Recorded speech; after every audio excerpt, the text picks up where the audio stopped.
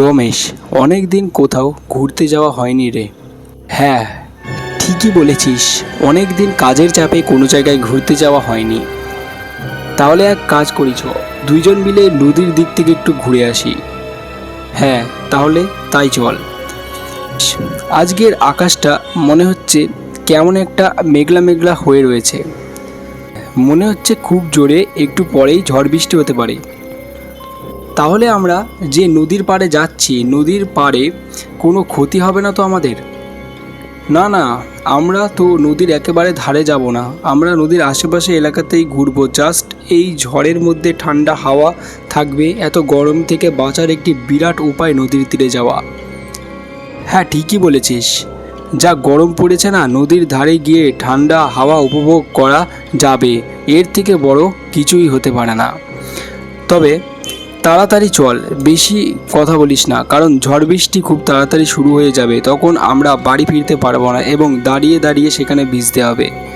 রমেশ, সামনে দেখ, একজন দাঁড়িয়ে আছে, ওই লোক কাকে যেন খুঁজছে। সামনের দিকে ভালো করে দেখ করে ব্যাপারটা দেখে আসি।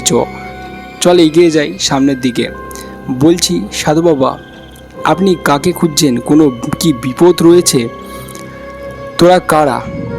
এখানে কি করতে এসেছিস? এখানে আমরা কারা সেটা আপনাকে বলতে যাব কেন? আমরা কি কারণে এসেছি সেটাই বা আপনাকে বলতে যাব কেন? আগে আপনি বলুন, আপনি এখানে কি করছেন?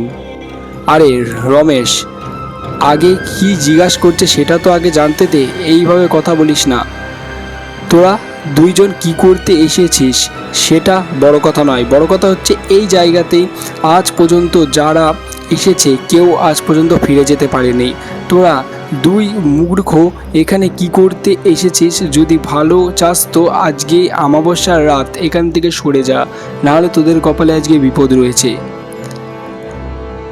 বললে তো আমরা এখান থেকে চলে যাব না? আমরা জানি যে এখানে কোনো রকম বিপদ নেই, সেই কারণে আমরা এখানে একটু ঘুরতে এসেছি এই এলাকাতে, তাই আমরা এখানে ঘুরতে চাই। ঠিক আছে, বলছিলাম এদের কথায় কান না দিয়ে ভালো হবে যে আমরা চারিদিকটা একটু ভালো করে ঘুরে নদীর দিক থেকে ঘুরে আসি। তখন রামু আর রমেশ সাধু বাবার কথা না শুনে এগিয়ে যায় নদীর তীরের দিকে। অবশেষে তারা দুজনে পৌঁছে যায় নদীর তীরে এবং সেখানে গিয়ে তারা দেখতে পায় আসল ঘটনা।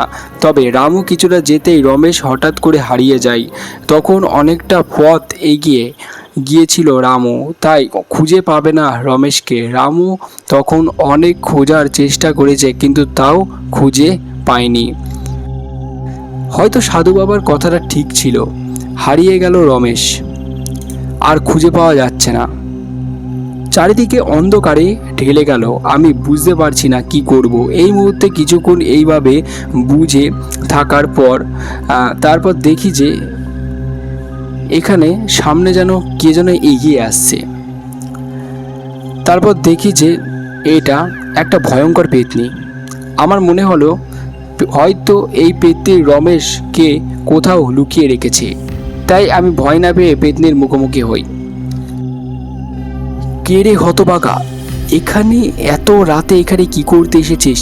এত রাতের মধ্যে এখানে আজকে তোদেরকে ছাড়বো না। অনেক দিন পর মানুষের মাংস খাচ্ছি, আজকে তোদের একটাকে অলরেডি মেরে ফেলে খেয়ে নিয়েছি, এইবার তুই বাকি রয়েছিস, সেই কারণে তোর দিকে আমি আসলাম। তোকে মেরে আজকে আমাদের ভূতেদের পিকনিক হবে, অনেক দিন মানুষের রক্ত খাওয়া হয়নি। পেতনির এমন কথা শুনে হঠাৎ ভয় পেয়ে গেলাম। আমি কিছু না ভেবেই ওখান থেকে ছুটে পালিয়ে গেলাম শহরের দিকে, কোনো রকম কথা না বলে পেতনির সাথে, কারণ যদি আমি কথা বলতে যাই তাহলে আমার বিপদ। আর রমেশকে ওরা মেরে ফেলেছে। পরবর্তী ঘটনা রামুর সাথে কি হয়েছিল জানতে গেলে অবশ্যই চ্যানেলটি সাবস্ক্রাইব করবেন।